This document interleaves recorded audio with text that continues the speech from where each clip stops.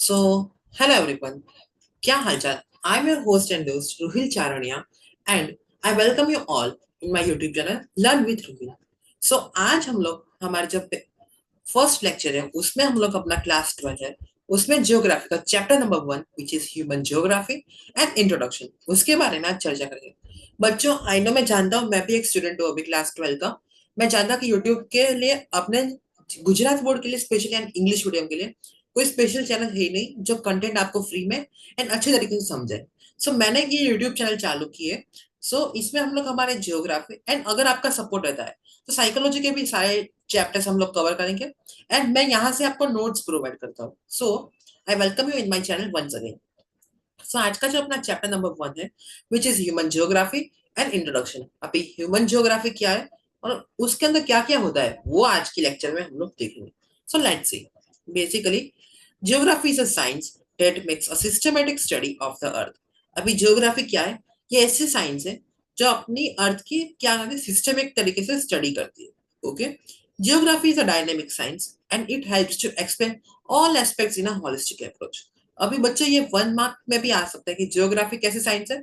It is an dynamic science and it helps to explain all aspects. Wait a second.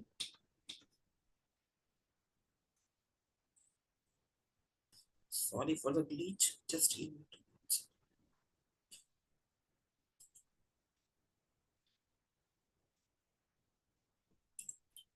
हमें cover करनी पड़ेगी।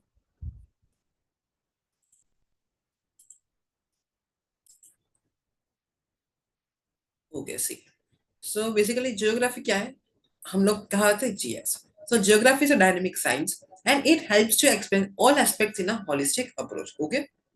अभी geography एक ऐसे डायनेमिक साइंस है जो हमें क्या करती है कि अपने जो एस्पेक्ट्स है उसको होलिस्टिक वे में अप्रोच को समझाने में हमें हेल्प करती है। And geography studies various elements on the earth surface that divides into two categories. अभी जियोग्राफी कैसे स्टडी करती है? ऐसे दो एलिमेंट्स की स्टडी करते हैं जो अपने अर्थ में पाए जाते हैं, which is physical element and second is human और कल्चरल एलिमेंट। अभी मैं आपको सिंपल वर्ड से समझाऊँ तो हम लोगों ने क्लास 11th में ज्योग्राफी ऑब्वियसली पढ़ी है। हम लोगों ने क्या पढ़ा था? सोलर सिस्टम क्या है, अर्थ तो क्या है, वॉल्केनोस क्या है, ओशियन, कॉन्टिनेंट, ये सब कुछ क्या है बच्चों? अर्थ की जो फिजिकल ज्योग्राफी है वो आती है। एंड अभी जो चैप्टर 2, अभी आगे की जो चैप्टर्स हम लोग पढ़ेंगे ह्यूमन ज्योग्राफी के 12th में, which are fully dependent on human geography, जैसे कि चैप्टर 2 है population, primary activity, secondary activities, communication, transport, trade, ये सब कुछ हम लोग पढ़ने वाले। अभी जियोग्राफी का एम क्या है? To know the reality, it is a major aim of geography. Aim यानी कि हम लोग कहते हैं कि लक्ष्य क्या है जियोग्राफी में। तो सिंपल अगर कोई आपको पूछे कि आप जियोग्राफी पढ़ते हो तो उसका मेन एम क्या है? इसका मेन एम क्या है? To know the reality. अभी इसके दो अप्रोचेस है जिसकी मदद से हम लोग जियोग्राफी को स्टडी करेंगे। One is systematic approach and second is regional approach. अभी वो सब कुछ क्या है हम लोग अभी आगे पढ़ेंगे।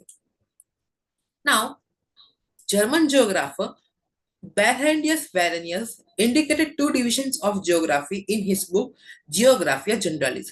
बच्चों ये नाम एकदम रट लो और पूरा समझ लो, क्योंकि ये क्वेश्चन मोस्टली एग्जाम में पूछे गए। अभी S7 की जो हमारी एग्जाम गई उसके अंदर भी पूछा गया था कि जियोग्राफी जनरलिस उसके राइटर कौन है। और इसके ऑप्शन में ऐसे भी आ सकता है कि बेरहेंडियस वेरेनियस ने कौन सी बुक लिखी थी और उसके क्या दो डिविजन थे। ये 1 मार्क का क्वेश्चन गारंटेड है। इसको एक बार याद कर लो।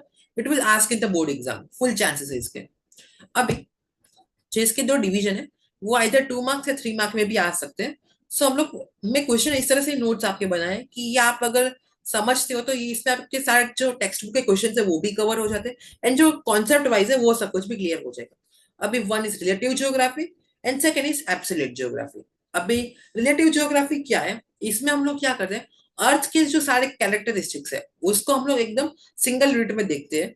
एंड एब्सोल्यूट जियोग्राफी इसके अंदर क्या है बच्चों के डिफरेंट रीजन एंड इसकी जो ह्यूमन लाइफ है उसके बारे में हम लोग डिस्कस करते हैं।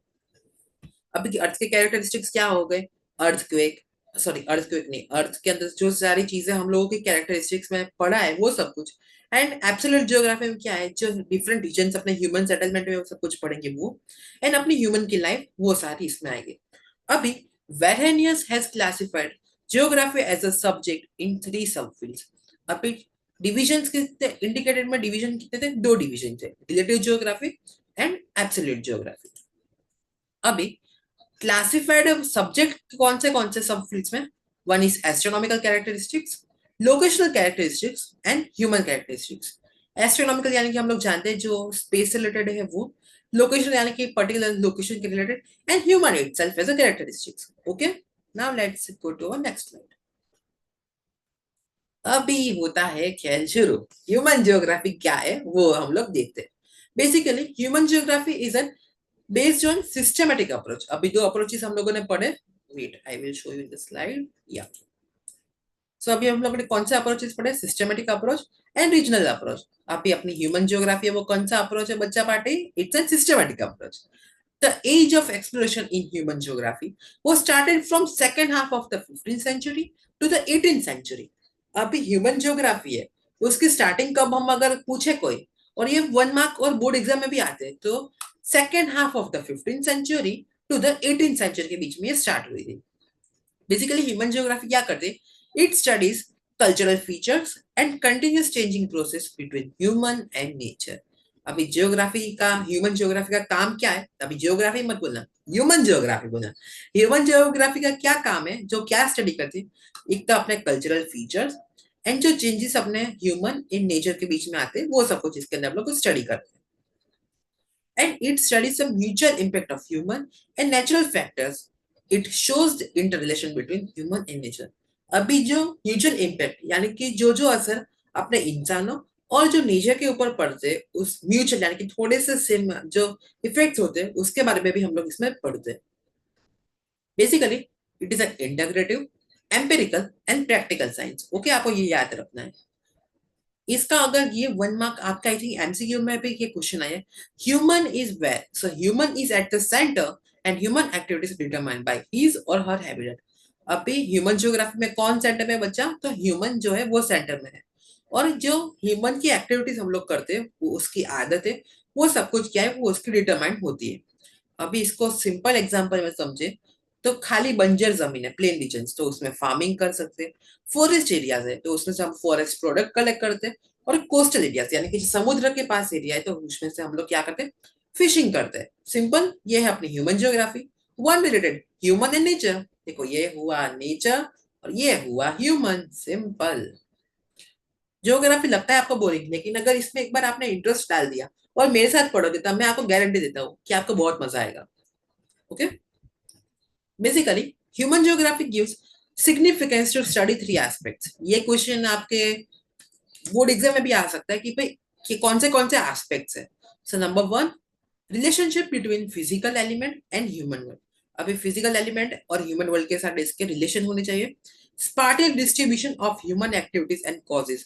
अभी स्पार्टल डिस्ट्रीब्यूशन क्या है वो अभी हम लोग आगे पढ़ेंगे, खाली इसको नाम याद रखो। Study of economic and social disparities in different regions of the world. अभी ज्योग्राफी में आगे हम लोग सब्जेक्ट सीखेंगे, ये खाली ज्योग्राफी एक सब्जेक्ट नहीं, इसके अंदर बहुत सारे सब्जेक्ट है। सो अभी इसमें क्या हम लोग करते हैं? इकोनॉमिक्स जो हम लोग पढ़ते ही है, and social disparity which is some related to the sociology and all, वो हम आगे देखते हैं। As per the opinion of French geographer Jean Brunhes, ये आप साइड में जिनकी फोटो देख रहे हैं, ये जैन ब्रूहनीज है। Human geography studies all those elements and influenced by human action and reaction. अभी इन्होंने सिंपल वर्ड्स में क्या समझा है हम लोगों को कि ह्यूमन जियोग्राफी क्या है, कि ये ऐसी स्टडी है जो elements influenced by human action and reaction. अभी मैं आपको समझाऊं तो, आप लोगों ने ग्लोबल वार्मिंग सुनी है, तो ग्लोबल वार्मिंग क्यों हुई? कि हम लोगों ने ट्रीज को कट किया है। अभी मोस्टली देखो तो सबके घर में एसी लग गए, तो उसकी वजह से दूसरे पॉइजनस गैसेस हो गए, फिर फैक्ट्री के पॉल्यूशन हो गए। सो ये सब कुछ क्या हुआ? हमारे ह्यूमन एक्शन। अभी देख लो रिएक्शन, अभी कभी भी बारिश हो सकती है, कभी भी गर्मी और कभी भी ठंडी, क्योंकि कुछ सीजन का रहा नहीं है। अभी मैं रिकॉर्ड कर रहा हूँ आज नवंबर मंथ में। नवंबर मंथ बेसिकली किसका मंथ होता है? कि भाई इसमें फुल विंटर आ जानी स्टार्ट हो जाते हैं। लेकिन अभी आप लोग ही देख लो, अभी क्या गर्मी है, अभी एसी चालू रखने पड़ते हैं। और नॉर्मली क्या पंखे तो चालू रखने पड़ते हैं, एसी भी करने पड़े, बिकॉज दिन में इतनी गर्मी रहती है। सो समझ गए? सो ह्यूमन के एक्शन हुए, उसका रिएक्शन अभी भुगत रहे हैं। बिकॉज न्यूटन ने भी कहा है every action has in sum equal and opposite reaction. अभी ये सब कुछ रिएक्शन है। अभी इसके ह्यूमन ज्योग्राफी की डेफिनेशन ये चार आपकी टेक्स्ट बुक में दी गई है। अभी इसमें से अगर मेरी मानो तो फोर्थ नंबर की, नाम थोड़ा अटपटा लेकिन सिंपल डेफिनेशन यही है कि human geography studies inter relations between geographical environment and human action. अभी ये कौन सी स्टडी में काम करती है? रिलेशन, इंटर रिलेशन जो है इसके जियोग्राफिकल एनवायरनमेंट यानी कि अपना एनवायरनमेंट एंड ह्यूमन एक्शंस, इसकी जो स्टडी करती है वो है ह्यूमन ज्योग्राफी। और इसको किसने दिया? एलिसवर्थ हंटिंगसन ने। Okay, now let's go to the next topic, subject matter of human geography. हाँ, मैंने कहा था ना कि ज्योग्राफी में दूसरे सब्जेक्ट वो सब कुछ भी आता है, वो अभी इस स्लाइड में हम लोग पढ़ेंगे। बेसिकली देखते हैं, basically geography shows relationship between human and environment is at the center of in the study of human geography. Okay, so let's underline this. Okay, ये किसके बीच में रिलेशन है? Human and environment is at the centre in the study of human geography. Okay, is it clear? Great. As per American geographer Finch and Trevertha, human geography divides into two parts. अभी हम लोगों ने आगे जो पढ़ा उसके accordingly अभी जो subject matter, just I will show you. Yes, तो बर्हेंडियस के जो डिवीजन थे relative geography and absolute geography, इसमें कंफ्यूज मत होना। अभी जो दूसरे जो डिवीजन है subject matter of human geography, subject matter है। सो इसके जो डिवीजन किसने दिए? फिंच एंड ट्रीवर्था ने इन ह्यूमन ज्योग्राफी। सो ये इसमें कंफ्यूज मत होना, बच्चे बहुत कंफ्यूज हो जाते हैं इसका आंसर इसमें और उसका आंसर इसमें। ऐसा हमें नहीं करना, बिकॉज हमें बेस्ट रैंक लानी है अपने आर्ट्स फील्ड में, और आर्ट्स फील्ड का नाम रोशन करना है। अभी देखो, फिजिकल एनवायरनमेंट है तो उसके अंदर क्या क्या आता है? It includes natural elements like relief feature, drainage system, river network, soil, vegetation, minerals, climate etcetera. जैसे कि मैंने स्टार्टिंग में कहा कि फिजिकल ज्योग्राफी और ह्यूमन ज्योग्राफी, इतना कल्चरल लिखा है लेकिन फिजिकल में क्या पढ़ते हैं कि भाई सॉइल क्या है, वेजिटेशन क्या है, मिनरल्स, क्लाइमेट, वो सब कुछ। एंड ये हो गया फिजिकल एनवायरनमेंट। अभी कल्चरल में क्या है? Population, human settlement, agriculture, industry, transportation, communication, trade etcetera. Mostly आप लोग देखो तो ये सारे आपके ज्योग्राफी के चैप्टर के नाम है, विच इज कल्चरल एनवायरनमेंट। इसको याद रखना हो तो इसको समझ लो कि ये ह्यूमन ज्योग्राफी के जो फैक्टर्स है वो सारे इसमें आ गए। As a subject, human geography incorporates with contemporary, integrating and interdisciplinary object. Okay, abhi it is tied up and integrated with another subjects like economics, history, demography, agriculture, psychosociology, statistics, political science etc. अब आप सोच रहे हो भैया ये सब कुछ खुद समझ रहे हैं, सब्जेक्ट क्यों? इकोनॉमिक्स है तो इकोनॉमिक्स के साथ कैसे कनेक्टेड है, जैसे कि समझो, अगर कोई जगह पर अपनी अर्थ है, ठीक है, और अपना इंडिया है। सो अगर वेजिटेशन वो सब कुछ अगर अच्छे से होता है, सो ये क्या अपने फार्मर्स उनको इकोनॉमिक में हेल्प करेंगे? यस, सो हुआ इकोनॉमिक के साथ कनेक्ट। ये एक एग्जांपल है। अभी हिस्ट्री देखो तो हिस्ट्री में हम लोग ब्रिटिशर्स का ले सकते हैं कि भाई उनके टाइम पे जो था वो सब कुछ, और अभी का देखो जियोग्राफी में तो पूरा चेंजेस वो सब कुछ है। ऐसे बहुत सारे एग्जाम्पल है। अभी साइको सोशियोलॉजी यानी कि ह्यूमन के thinking and sociology and statistics. अभी स्टैटिस्टिक्स क्यों है? वो अभी हम लोग चैप्टर 11 जो है उसमें अभी मैथ्स के क्वेश्चन वो सब कुछ होगा, मीन मीडियन मोड, वो सब कुछ अभी हम आगे पढ़ेंगे। बस इतना खाली समझ लो कि इतने सब्जेक्ट इसके साथ आते हैं। Now, let us go to the important aspects of human geography. इसके important जो aspects है वो क्या क्या है? Origin of main human races and their settlement on earth. Okay, let me show you. Just give me a second. अभी important aspect क्यों है बच्चों? ये क्वेश्चन एक आपके लिए 3 मार्क और 5 मार्क में भी आ सकता है, सो प्लीज थोड़ा इसको समझना। अभी देखो, origin of man, human races and their settlement on the earth. अभी एस्पेक्ट, एस्पेक्ट यानी कि क्या होता है वो आपको पता ही है कि क्या चाह की वजह से हम लोग पढ़े कि ह्यूमन जियोग्राफी क्या है। So men races and their settlement on earth. अभी ह्यूमन की सेटलमेंट कैसे हुई वो सब कुछ इसमें अंदर आ जाता है। Distribution of density, growth, characteristics of population and migration of a man, which in primary, secondary, tertiary, quaternary, quinary activities of mankind. अभी देखो जो फर्स्ट जो ऊपर लिखा डेंसिटी, ग्रोथ और कैरेक्टरिस्टिक्स ऑफ पॉपुलेशन, ये हम लोग नेक्स्ट चैप्टर में पढ़ लेने वाले हैं। एंड प्राइमरी, सेकेंडरी, टर्शरी, ये तीनों हम पढ़ेंगे अपने चैप्टर 3 के अंदर। क्वार्टनरी एंड क्विनरी के ऊपर अपन चैप्टर नंबर 4 रहता है। ये सारी एक्टिविटीज के अंदर ह्यूमन ज्योग्राफी है। अभी बेसिकली प्राइमरी, सेकेंडरी, टर्शरी तो आपको पता है। प्राइमरी जो कि एग्रीकल्चर के साथ कनेक्टेड, सेकेंडरी जो मशीनरी के साथ कनेक्टेड है, टर्शरी जिसको हम लोग सर्विस सेक्टर भी कहते हैं वो, एंड क्वार्टनरी एंड क्विनरी जो आपके लिए नया है वो हम लोग नेक्स्ट लेक्चर्स में पढ़ेंगे। डोंट वरी, भैया आपके साथ है, कुछ आपको टेंशन लेने की जरूरत नहीं है। अभी man's relation and his adjustment to land forms। अभी ह्यूमन ज्योग्राफी का एस्पेक्ट क्या है कि भाई इंसान के जो रिलेशन है वो एनवायरमेंट जैसे कि एटमॉस्फेयर, सॉइल, वेजिटेशन, उसके साथ क्या है कि एडजस्टमेंट कैसे अपना इंसान करते हैं। जैसे कि बंजर जमीन है तो उसको भी कैसे बेस्ट यूज कर सकते हैं, आगे जो अच्छी जगह है तो उसको कैसे यूज कर सकते हैं, एटमोस्फियर को कैसे बचा सकते हैं, वो सब कुछ क्या करते हैं ह्यूमन ज्योग्राफी में हम लोग स्टडी करते हैं। सोशल एंड कल्चरल ऑर्गेनाइजेशन, सही बात है। अभी mains cultural activities includes language, literature, sculpture, music, religion, folk, traditions etcetera.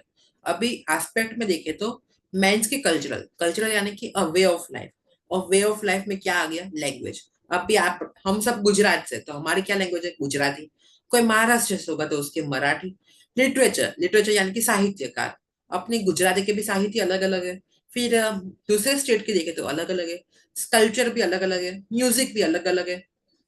जैसे कि कुछ राग अगर आप लोग म्यूजिक के देखो, सो नॉर्मली सब लैंग्वेज का अलग अलग रहते हैं। फिर रिलीजन, हम सब के अलग अलग रिलीजन, हिंदू, मुस्लिम, क्रिश्चियन, ईसाई, शेख, इस्माइली, सारे अलग अलग रिलीजन है, लेकिन फिर भी हम सब साथ में, because in the one nation one love. Folk, folk और ट्रेडिशन यानी कि ये सब कुछ भी अलग अलग है, लेकिन ये सब कुछ भी हम इसके अंदर स्टडी करते हैं। Okay, now let's go to our next slide। Interrelated function in human geography. अभी इसके क्या क्या फंक्शन इंटररिलेटेड है वो हम लोग देखते हैं। So let's see. सो एक तो है spatial analysis, ecological analysis, and combination of both, यानी कि combination of spatial and ecological analysis. बच्चों ये क्वेश्चन आपको समझने की बहुत जरूरत है, ये क्वेश्चन बोर्ड एग्जाम में आ सकते हैं। बिकॉज आई नो वेटेज वो सब कुछ क्या किस तरह से क्वेश्चन आते हैं वो सब कुछ मैं आगे आपको समझाने वाला, डोंट वरी। लेकिन जो जहां पर मैं कहूँ कि आईएमपी क्वेश्चन इसमें से क्वेश्चन आ ही सकते हैं, फुल चांसेस है। सो बेसिकली ये क्वेश्चन आई थिंक 2 मार्क और 3 मार्क में आ सकते हैं आराम से। Okay,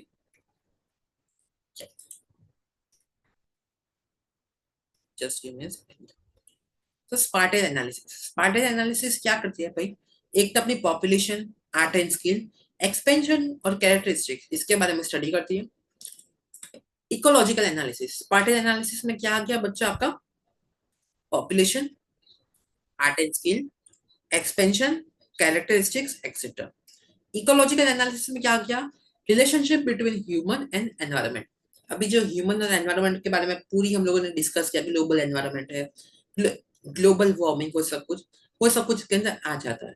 okay, and combination of both, दोनों को स्टडी करता है, वो है structure, relationship and understand internal relationship. Okay, is that clear? Great, just give me a second.